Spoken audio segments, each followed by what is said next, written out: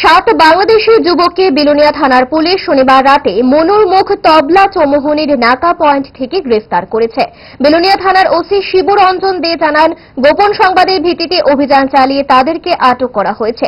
এদিন সন্ধ্যা রাতে তারা অবৈধভাবে ভারতে প্রবেশ করে। পুলিশের জিজ্ঞাসাবাদে তারা স্বীকার করেছে যে তারা বাংলাদেশ থেকে এসেছে। তাদের কাছে কোনো বৈধ কাগজপত্র নেই। যে গাড়িতে করে তারা আগরতলার দিকে যাচ্ছিল সেই ইকো গাড়িটি এবং চালক রাজু বিশ্বাস কেও পুলিশ আটক করেছে। ওসি জানান, তাদের কাছ থেকে ভারতীয় 1,64,000 এবং বাংলাদেশি 1,01,000 টাকা, 8টি মোবাইল উদ্ধার করা হয়েছে।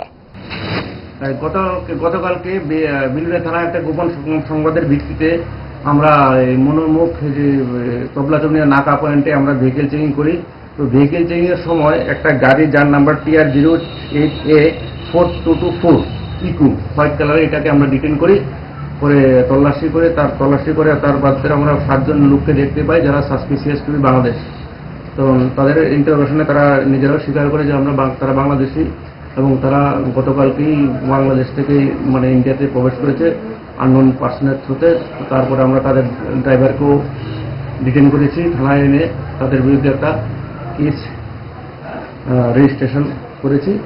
তো টোটাল 8 জন এখানে আছে, আর বাকি নামও কিছু এসছে। আমরা ইনভেস্টিগেশনের সাথে এগুলো বসছি না।